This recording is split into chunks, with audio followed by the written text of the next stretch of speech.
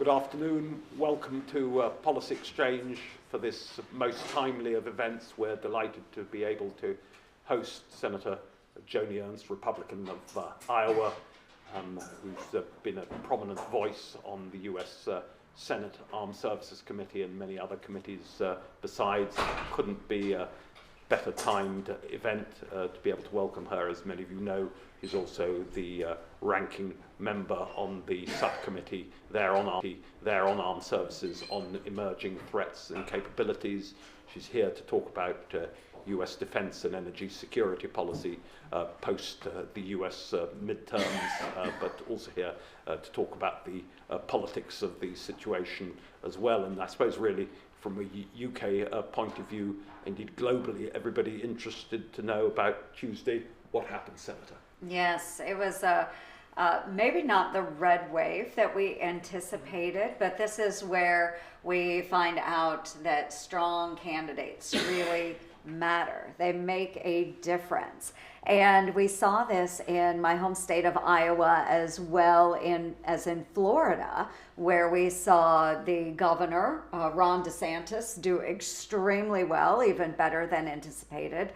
We saw Marco Rubio defeat a very strong Democrat that was running out of the House of Representatives. But in my own state of Iowa, we now have an all red or all Republican delegation to Congress. So we had one remaining seat in our House of Representatives that was held by a Democrat. That flipped with this election. In a very tight race, we had a young combat veteran that was running against the incumbent, and we saw, again, a strong candidate prevail. So Iowa is now all Republican. But again, I guess I just want to emphasize to everyone that candidates matter in these races, and making sure that we have a very deep bench is incredibly important. And in Iowa, we've taken the time to develop young men and women to run for these offices, and that was the key for us, is making sure that we had very good, very well-versed conservative candidates. And when you look across nationally, because of course this institution amongst others has been an important part of the debate on where the broad centre-right might go for many 20 years now here in the UK, in terms of emerging demographics, which groupings, when you look preliminarily at the results in the last few days, are becoming more Republican, less Republican, like college educated, up, down? If you just sort of look at that sort of preliminarily. We saw an interesting shift where we had more Hispanic voters in a number of these races that were shifting more towards the Republicans. We do have a number of middle or center left that also left their party to vote for Republicans in certain situations. I have heard, especially in Iowa, I've heard from a number of Democrats, regardless of their demographics, racial, ethnicity, whatever, they really feel that the Democratic Party in the United States has become much too socialistic, and they feel they've been left behind. So then the choice is to go more towards the right, and we saw that in a number of those races. Because I'm sure many will have many more questions here on the, on the politics in this room, and also the online audience. Just because of your prominent committee responsibilities, I think great interest in this country of what apparent gridlock perhaps between the two houses now, depending on what the final results are. Obviously it'll be narrow in the US Senate, whatever the eventual outcome, but just what the impact of the balance of these races will be for defense policy making.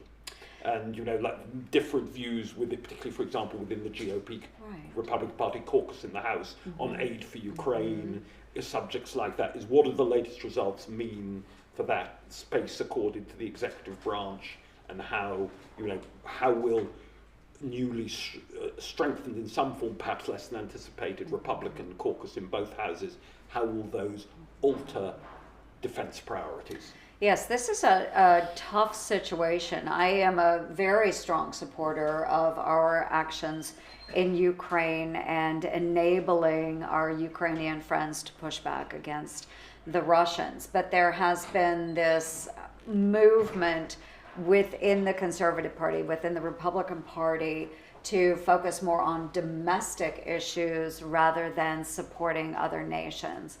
But we live in such a globalized world that we can't ignore threats that exist out there. To ignore them would not be wise. And so I think that we can come to an agreement or an arrangement on making sure that we have the proper oversight of spending that is done in support of Ukraine.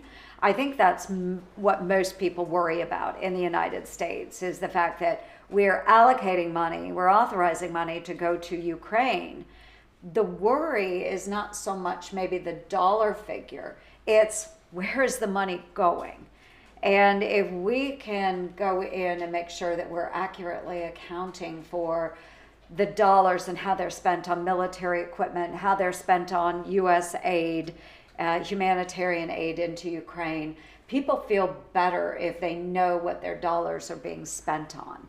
Just saying we've given X billion dollars in support of Ukraine is not good enough. So proper oversight is key to finding consensus within the Republican Party in support of Ukraine. And when you look at, if you, for example, in your own state, where would the bulk of opinion be, both among voters, Republican caucus voters, on the whole question of Ukraine aid and so on? I mean, there's been a long time historic debate. Yes, and this is interesting because Iowa is a large agricultural state. Ukraine obviously is the breadbasket of Europe. I myself did an exchange in 1989, an ag exchange in Ukraine, while it was still part of the Soviet Union. So we do have a lot of Iowa connections in Ukraine. We have Iowa farmers that farm in Ukraine. And so Iowans, large in part, see the need to protect another sovereign nation against this Russian invasion. So they get it. They're not happy about a large amount of spending, but they get it and the necessity to do so. And in terms of obviously your Iraq, Operation Iraqi Freedom, combat veteran from the US Army, Iowa National Guard, and so on, when you look at that period, and of course there's been something of a legacy of mistrust of political leadership post Iraq and all the rest of it. How much space do voters in your state and beyond afford to congressional and political leaders generally to, as it were, take a view like you take on Ukraine and so on? How much, one thinks of the example of, in the post-war years, Senator Arthur Vandenberg of Michigan, obviously, breaking with, his own isolationist tradition and so on. How much trust is there to let you afford you the space to get on to do with things which you think have to be done in the wider national interest? I do think in Iowa that there is a large level of trust with politicians that are elected there, as long as they are transparent and accessible. So Senator Chuck Grassley, who is the senior senator from our great state of Iowa, he has served in the United States Senate for 7 full terms. He was just reelected by 10 points in this last election. So he will go on to serve another term in the United States Senate. And he is one of the most accessible members of the United States Senate. He started, when he first went into the United States Senate, with something that we call the Full Grassley, which is a tour of all 99 of Iowa's counties every single year. He does town halls, he does meet and greets, he is out visiting local hospitals or manufacturers, agricultural operations. So he is out. It's something that I've now mirrored, our governor mirrors, our Secretary of Agriculture mirrors. We each visit all 99 counties every single year. So when the public has access to their elected officials, their representatives, their senators, they have the opportunity to engage in dialogue and understand what it is that we are doing in Congress, why we are supporting actions in Ukraine or other areas of the globe. They can ask those questions and you can answer those questions. And when you're able to have those one-on-one dialogues, it's much easier for the public to trust what their electeds are doing. Brilliant. And I've just been asked, just for anyone online, for people, I've been helpfully reminded because I keep forgetting people to raise their virtual hands. So anyone online, because we'll certainly want to be asking a question from the wide audience out there. Can I just ask on, obviously it's been an important few months on the national security strategy put forward by the administration, national defense strategy put forward by this administration. As you look at those documents, what bits you think are good, what bits you think are in need of serious revision? What we had in the former administration was a very, very strong national defense strategy. This is under the Trump administration. And that was under the Trump administration. Yeah. And we had incredible leaders like Secretary James Mattis and others that were crafting these documents that focused on the lethality of our American forces. That is very important. We should make sure that we have the most lethal fighting force on the face of the planet. That should be the strategy.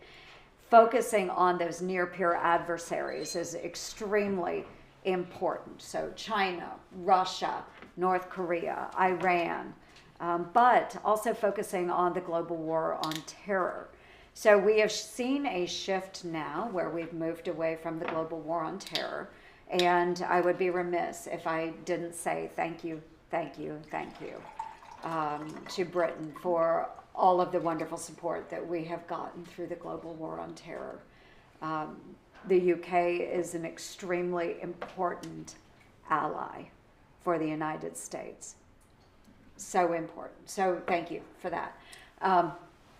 But where we see failings in this administration is where we've moved away from focusing on the lethality of our forces, and greater emphasis is put on things like vaccines. It's put on things like, and this was a kicker for me, I was so disappointed, big push by the Biden administration in this year's National Defense Authorization was to transition all of our non-tactical vehicles to an all-electric fleet.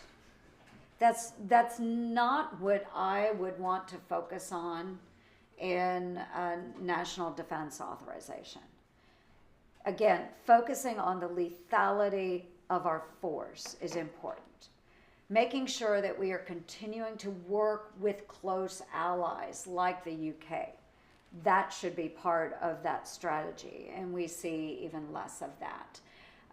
We do see, or did see in the Trump administration, a real push through defense channels and through our Department of State to work with other NATO members to get to their 2% contribution to their own defense. And there was a great emphasis on that.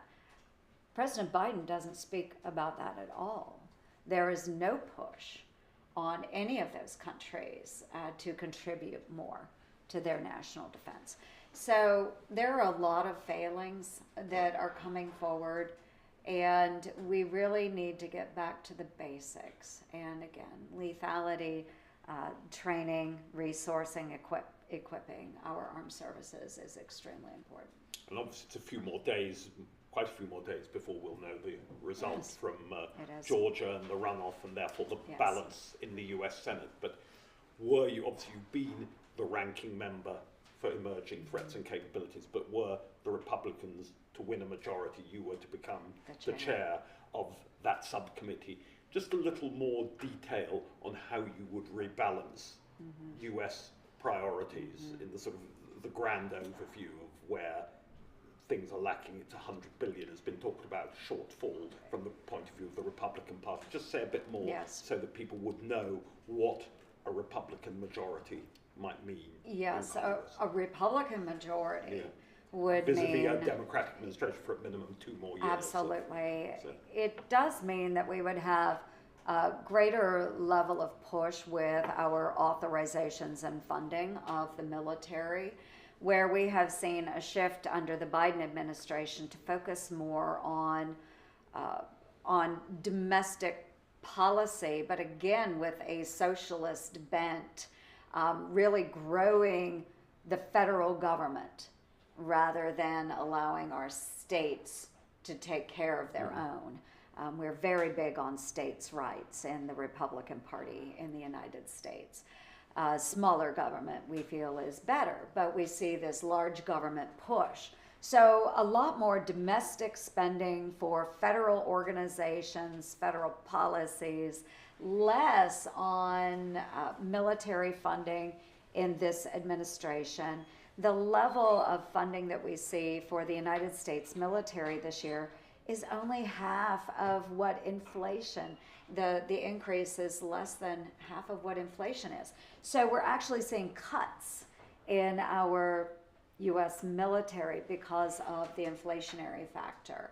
So you would see that shift should we gain both the House and the Senate. We have the House, but depending on the outcomes of these few remaining races to be called, we can really push a higher level of spending with our military, which we need. Emerging threats and capabilities, the subcommittee that I do hope to chair, we have oversight of Special Operations Command. So our Navy SEALs, our Army Rangers, they have had to downsize. This is one of the force multipliers, our Special Operations Forces.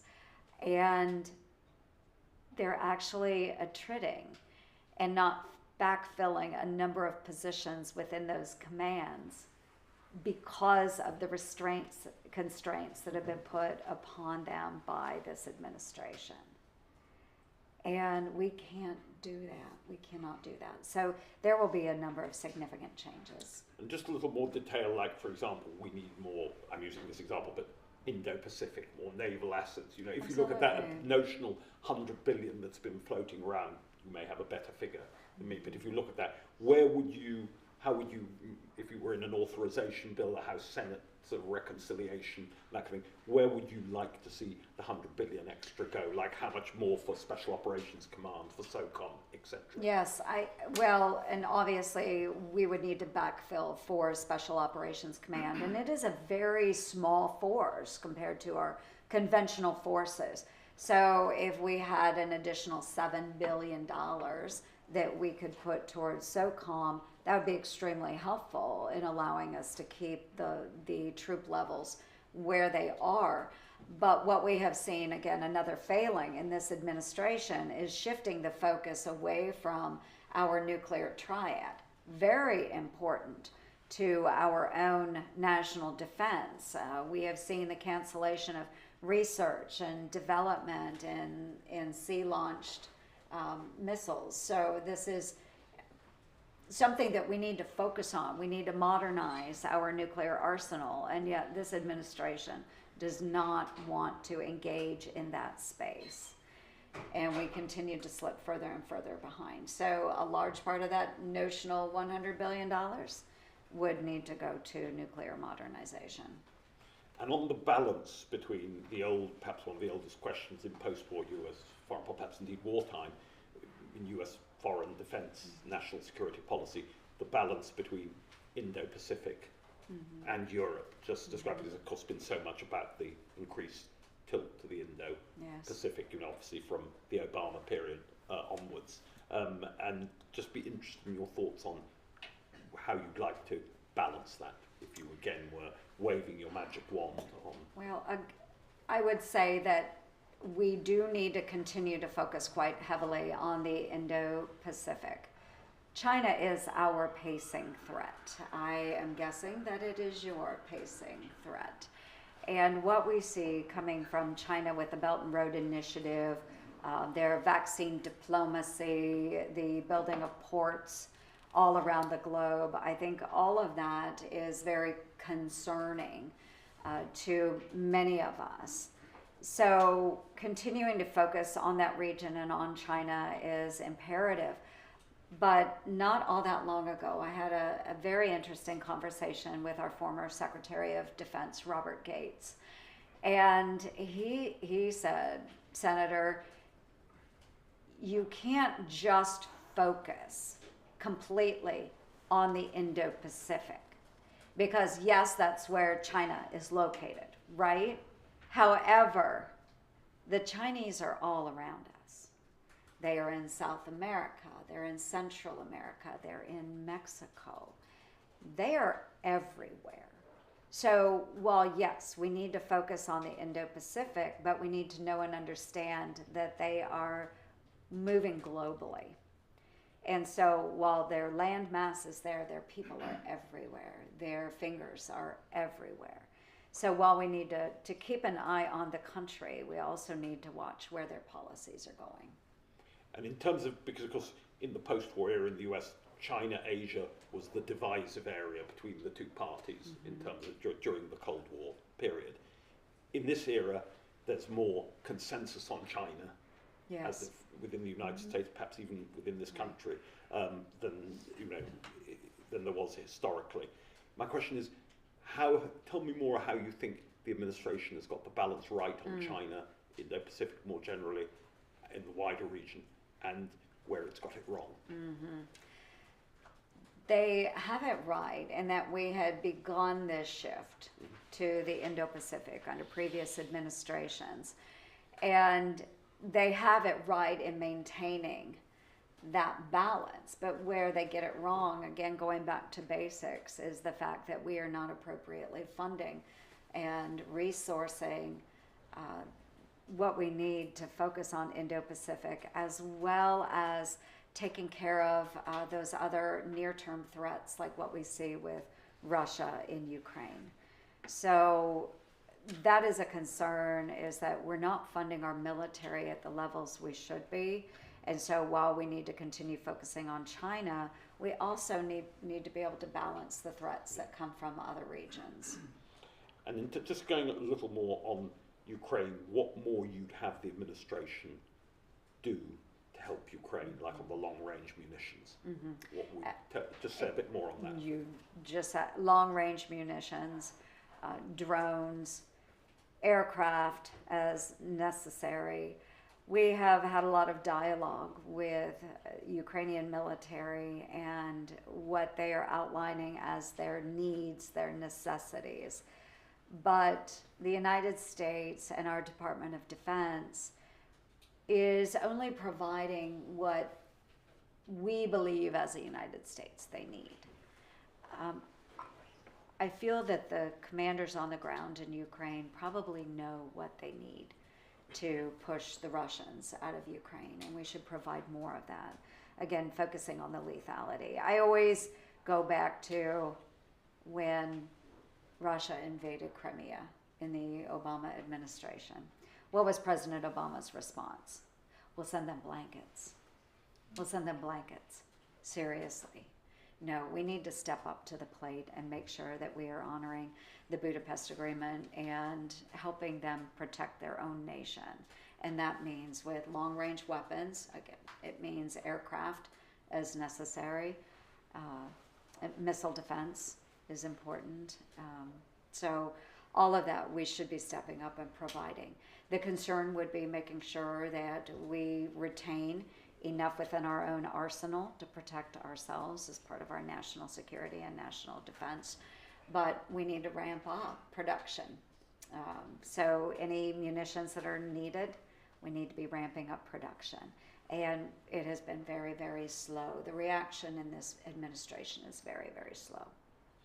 And in terms of the sort of multiple threats in multiple regions, in your capacity as ranking member up till now on the Emerging Threats Committee, describe threat in the Indo-Pacific and beyond, much more widely Africa too, obviously China, Russia, obviously where its threat is, throughout its, what it sees as its former sort of orbit or its enduring orbit of influence, Middle East, Iran, and obviously Iranian drones there, in the Iranian-Russian cooperation. Describe the linkage, the sort of not so golden thread between all of those threats and how you bring that all together, and what way, again, you think the administration should do more.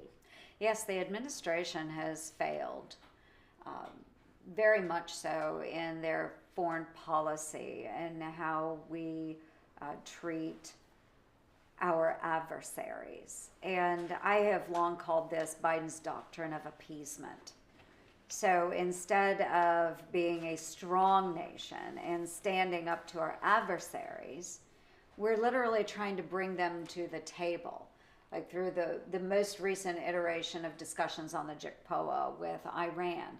Literally, we brought the Russians and the Iranians together at the same table, and we allowed the Russians to negotiate an agreement with the Iranians. This is ludicrous. When you have the leadership in Iran talking about how they want to kill members of our leadership team in the United States. They have bounties out on our former Secretary of State, Mike Pompeo. How does this happen, that we allow that discussion, that dialogue, when they are sponsoring bounties on American citizens? So again, they're trying to appease Iran. I know how Israel feels about this. This is not working for the United States and for our allies and partners. We see Iran providing those drones to Russia now in Ukraine. And yet we have no power to stop that. We have no leverage. The doctrine of appeasement with the Taliban in Afghanistan, and I know that was a very hurtful time in our history with that botched withdrawal. We empowered the Taliban. And President Biden said, women and girls in Afghanistan are going to be the linchpin of our policy with Afghanistan. And yet we have seen the rights of Afghan women and girls completely stripped away, and not a peep out of this administration.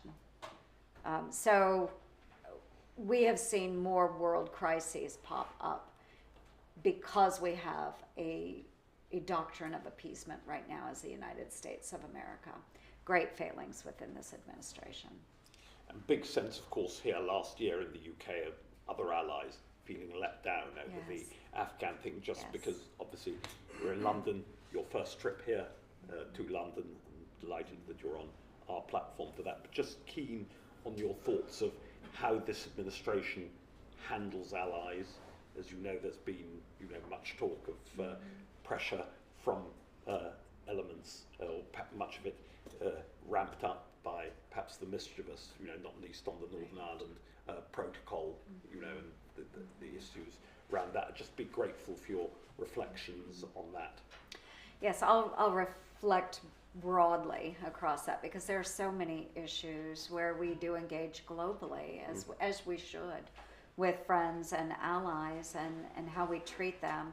And we saw this horribly demonstrated during the withdrawal of Afghanistan, where the administration went against the advice of his most senior military advisors on the ground in Afghanistan and from Central Command, and decided to withdraw and do it without notification of our friends and allies that have been with us through 2 decades of the global war on terror. And I think that gave the United States a huge black eye. not just with those partners that had served with us in the global war on terror, but other friends and partners as well that looked to the United States and said, wow, can we trust this country to be with us? And so that leaves a lot of space for us to make up the difference with our friends and allies. We've got to work harder. So not only on military engagements, where we do mill-to-mill exchanges, but in other areas as well, trade. We had such a great discussion on trade a little bit ago, and this is where we should be working with Great Britain on a trade agreement. I think it's extremely important that we find ways to work together. And this is where Iowa, with our Secretary of Agriculture, Mike Naig, he really wants to engage England with a trade agreement. We raise hogs, cattle. We are one of the largest producers of grain in the United States, corn, soybeans. We produce ethanol. In the energy space, we have all of the above. All of those things are things that we need to indulge in cooperation with our partners and our allies. And yet we see the administration making no move in the trade space when it comes to this. And even in the United States, because of labor agreements in the United States, President Biden is bowing to a lot of those large unionized labor forces rather than doing the right thing and engaging with friends and partners in the trade space and renegotiating a number of trade agreements. We need to step up in so many ways. We have a lot of space to do that. And I'm just following on one important aspect to UK government at the moment, indeed the UK polity as a whole, is we had Secretary Pompeo here, we had Ambassador Nikki Haley here in recent months, and both of them said that it is not for the United States to get involved in the discussion between the UK and the EU on the Northern Ireland Protocol, and just wanted to have certainly your not. thoughts on that. And I think that's right. And Nikki Haley, Ambassador Haley, and Secretary Pompeo, two of my favorite people, and they are right. It's not for us to tell other countries as they are going through negotiations what to do and how to handle it. But certainly, if we want to engage in trade, we should be able to negotiate trade agreements. I think that's important. And we've even seen in the case of Indiana, one of our states, they have already stepped up and done individual trade coming from a state with your nation. So just throwing it out there, Iowa. We really would love to engage. So all politics is local, as we all know, in Exactly. in the famous adage. Just your thoughts now, because I know energy security the policy matters to you a great deal. Just on the interaction of that, it's become it's a fashionable theme now, but nonetheless very important, as we all know, for reasons too obvious to enumerate. Just your thoughts, opening thoughts on that. We need to engage more, and the Biden administration gave the great gift of Nord Stream 2, and unfortunately we are seeing a crisis globally when it comes to energy security. In the United States, on day one, this administration canceled the Keystone XL pipeline, which was very important to energy production. They, being the administration, has basically stated no more development of fossil fuel resources. No more. Not in the United States. However, it's easy to turn a blind eye and we'll get it from somewhere else as long as it's not being produced in the United States. And I think that's very unfortunate because we have vast resources in the United States that we can be tapping into to not only help our own energy situation, but also to assist allies and partners. And I think that's really important. In Iowa, we do have all of the above, and I do believe in all of the above. I believe in clean energy, But I also believe in making sure that my constituents and others have cheap, reliable access to electricity and fuels. We produce ethanol and biodiesel in large quantities in Iowa. We have wind energy that by the end of 2023 will draw over 80% of our electricity in the state of Iowa from wind energy. I mean, we have all kinds of tools at our disposal. Why don't we use all of them? So I would encourage the administration to do that. Let's develop, let's get on top of permitting for additional refineries. Let's get on top of additional drilling and permitting. They refuse to do so. They refuse to do so.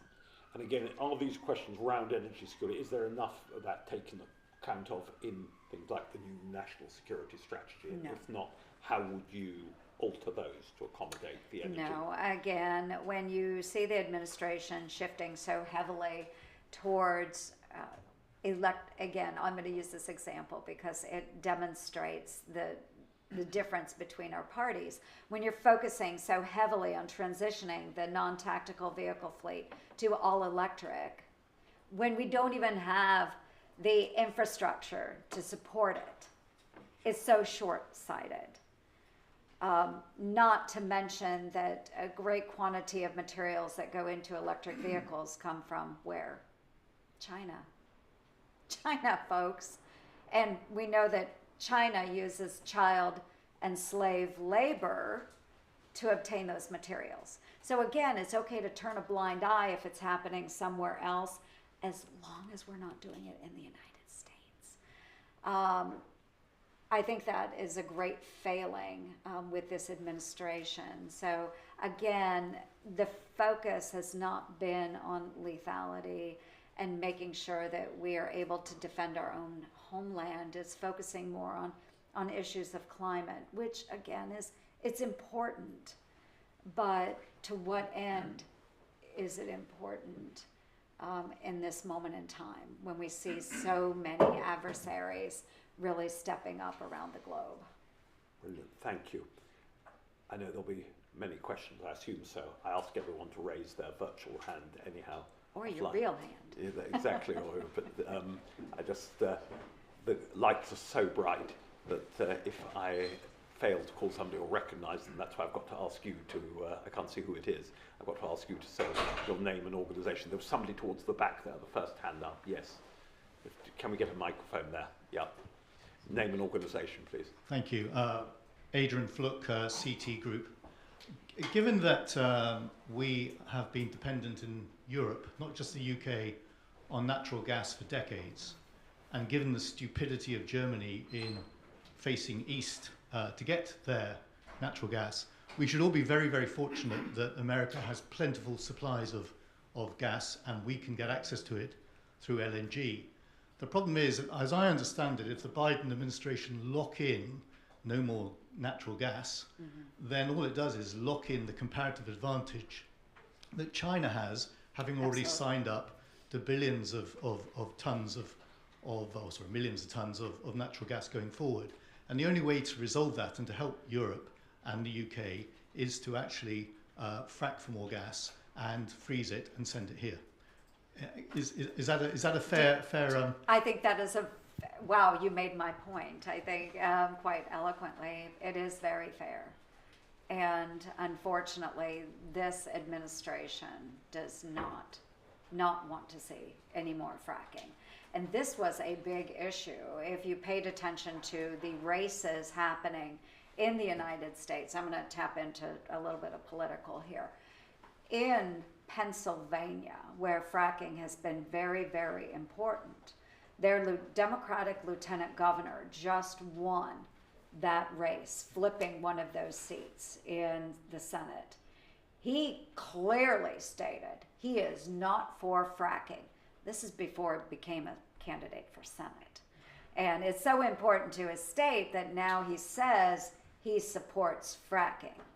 But we know that absolutely he won't support fracking. He's not going to support his home state. He won't do that because the Biden administration says absolutely not. Good number of questions, which is reassuring. Yes. Lady there, just towards the front. Yes, sorry, just wait till the microphone comes. Thank you. Name and organisation, please. Brinley Bruton, NBC News, and thank you. This has been very interesting. I have loads of questions, but I'll stick to just a couple. Sure. My first is, given the divisions in your party over support for Ukraine, and how do you see perhaps reassuring members of your party who are hesitant about the sort of blank check approach? I'd like to hear more about that. And then secondarily, how do you think the United States should respond if Putin were to use nuclear weapons or a nuclear weapon in Ukraine? And is there a scenario where you see America and its allies actually enter a conflict in the region? I'll break those out individually. What we have been working on in our party, and I would say it's not just in the Republican Party, the issue of spending is where in the Republican Party we have some differences. But with those reassurances of how we are accounting for those dollars, and one thing to understand too is that while we have authorized a lot of these spending packages, not all of that aid has gone forward. So when the public hears about the billions of dollars that have been authorized, they think we're just sending pallets of money into Ukraine. That's not the way it works. We are authorizing the dollars to be used towards military purchases and different equipment going into Ukraine. So what I have personally asked the Department of Defense to do is to provide us a list of all items going into Ukraine. I can't release that information publicly, but I do have access to it. And it is updated for me in the SCIF at the Capitol. So when I can go in, because it's important to me to know that those dollars are being spent the way they should be spent. So being able to communicate that to the public is important, and communicating that to other Republican colleagues and saying, I will take you to the SCIF, we'll go look at that document, you can see where those dollars are going. They also have tracking mechanisms now within Ukraine. So if I want to know where a certain piece of equipment is, I know where it is because of the tracking system that's now in place. Those are all measures that we have asked for so we can reassure other members. Moving on, what were your other questions? I'm sorry, I got a little lengthy there. Okay. How do you see the United States responding, or should it respond? And then troops. Yeah. Okay, so that's responding. The nukes question. Yeah. So the nukes question. I won't get into that here. Obviously, the United States and our allies will have various plans. What we don't want to engage American troops. We want to avoid that at all costs. So I'm not going to get into that hypothetical, but know and understand that all of our allies and the United States, they war game that situation. So that aside, engaging American troops, that would only happen if we were targeted or a fellow NATO country were targeted. It's not that we can't provide assistance, we're providing assistance as we should, but we don't want to see British soldiers engaging with the Russians. We don't want to see and that's an important point too, as we're coming up on Remembrance Day activities. We have our own Veterans Day in the United States where we celebrate Armistice Day. So I've been there, I understand. We don't want to engage where we don't need to or have to. So there's a very fine line there. Thank you. I see online Dame Patricia Hodgson, distinguished Deputy Chair of Policy Exchange, former head of our communications regulator, what you'd call the FCC. Dame Patricia, can you hear me? yes, now. Thank you. Good. A fascinating discussion. Thank you very much. Could I follow up on the previous question by saying asking you for your thoughts on the proposition of a tendency to think priorities must either be the tilt to the east or Europe, but in a global world with two autocracies looking at how the West responds, surely how we operate in one sphere affects the calculations that our competitors or enemies might make in the other. Absolutely. And I think that's a very, very important point to make, is it's not one or the other. And that's where a lot of constituents get concerned in Iowa. They're like, well, we can only focus on, and I just have to reassure them that we can do both and we can do more. We can walk and chew gum at the same time. Is an old expression that we use.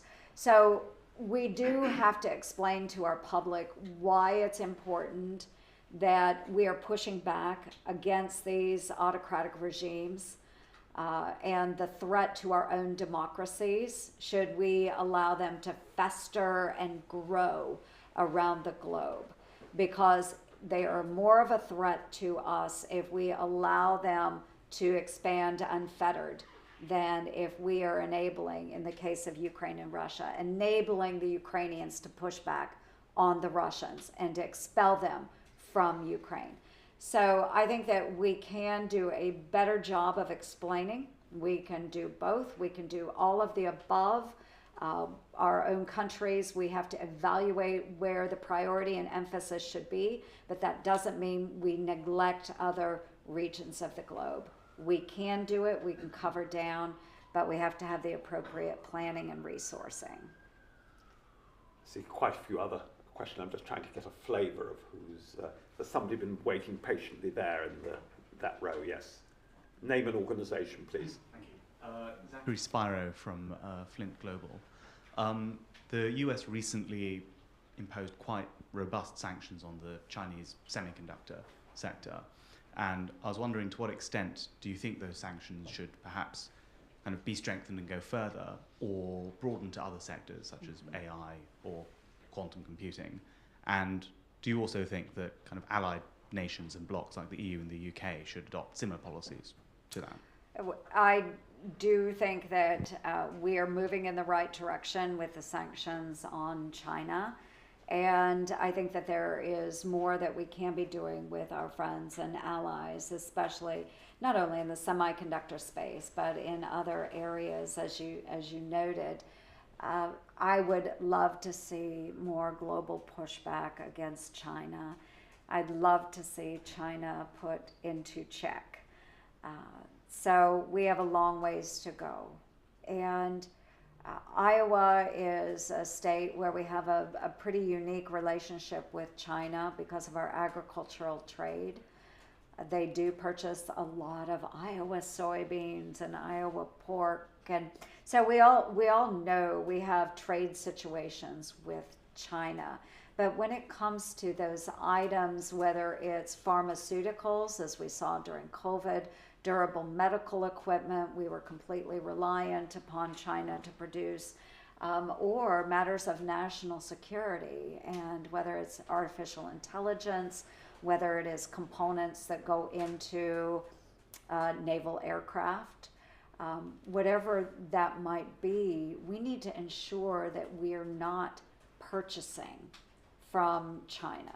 We need to make sure that we are nearshoring or onshoring production capabilities with that. And we should be working with our allies and partners on all of the above issues. Trying to see. Lady there in the front, I think you had a question? Did I see your hand up?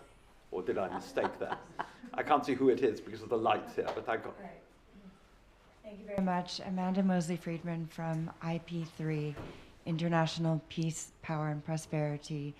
We are driven by we're working on efforts to promote the road and speed up the road to nuclear energy and small modular reactors being deployed through the lens of national security. Your points were phenomenal. I agree with so many things. We agree with so many things you said. What is needed in the United States to trigger greater support for energy mixes that will actually pragmatically defend and promote our energy security needs, because the current policy decisions weaken us, and it's of great concern. They do, and thank you for that. And nuclear has to be part of the solution, and I believe that wholeheartedly. Again, all of the above. And those small modular designs can be safely deployed across our countries to power many, many communities. And it is an educational process that we have to have with our constituencies to make sure they know and understand that this is not the old nuclear reactor, this is not Chernobyl, this, Fukushima, this is new technology that makes it safe and reliable and affordable.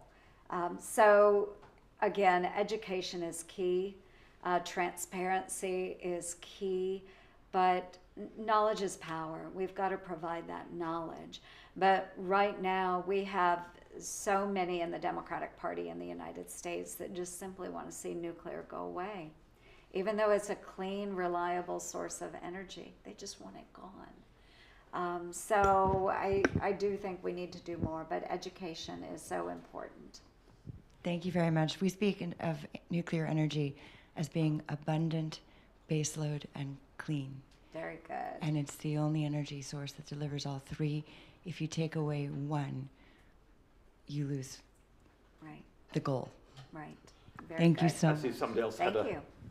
patient hand up here at the front. Name and organisation, please, even though I know that I have to at least Thank you, feign Senator. impartiality. in my- Alex Simakov, Senior Research Fellow at Policy Exchange.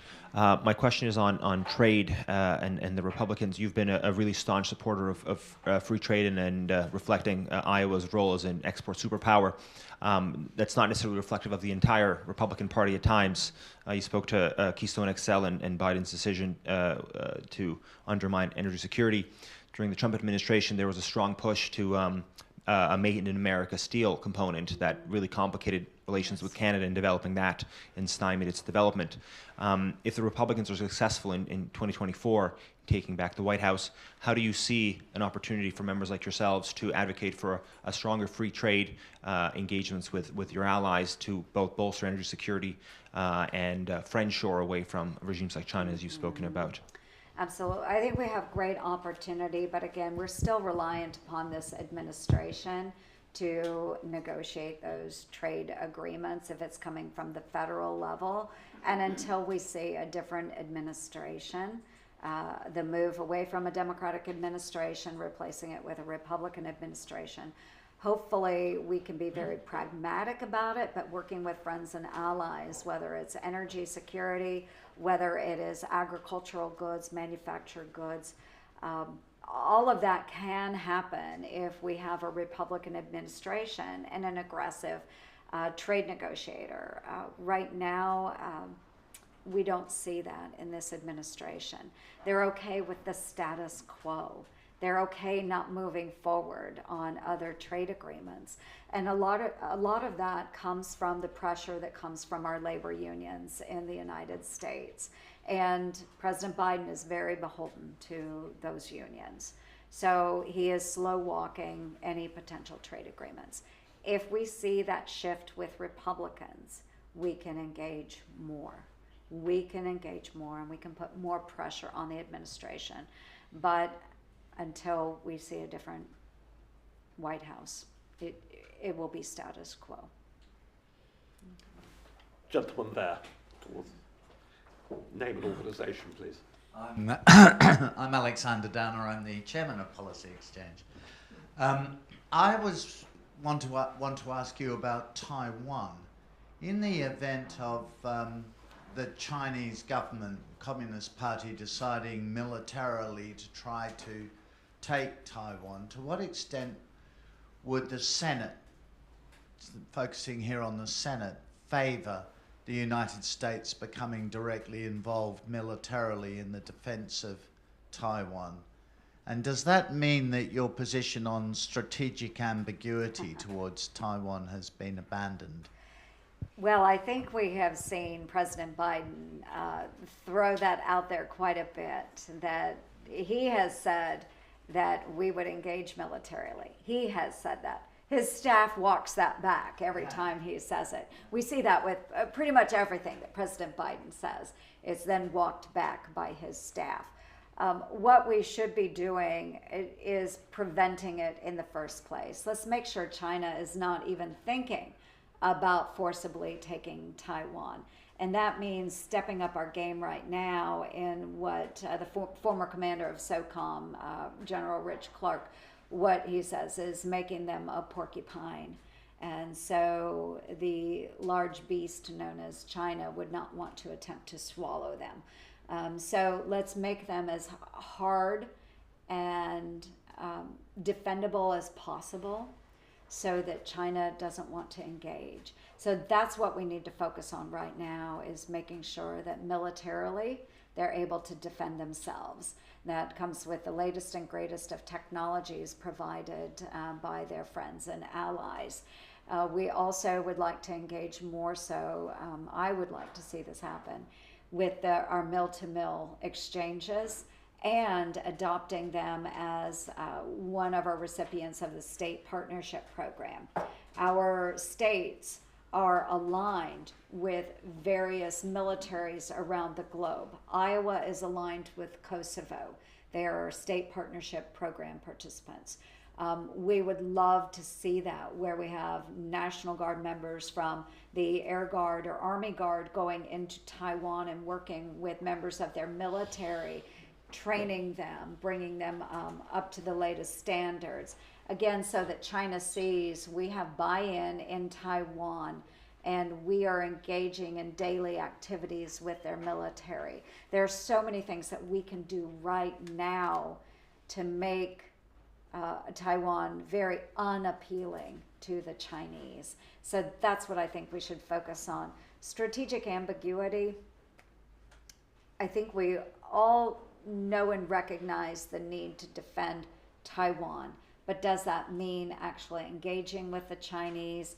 Again, I think we should take the turn like we are in Ukraine and arm them as best we can without physically engaging in conventional warfare with them. And there are other unconventional ways that we can engage as well. Great stuff. I'm sorry to have disappointed anybody here today, but just want to say that as far as having important voices from the United States, we feel no strategic or other ambiguity. We're delighted to have you. So I know that you know, as I say, supremely well-timed as your visit is. Very glad to have you here. I'm looking forward to many more years of engagement. Thank you. Thanks to your team and to you.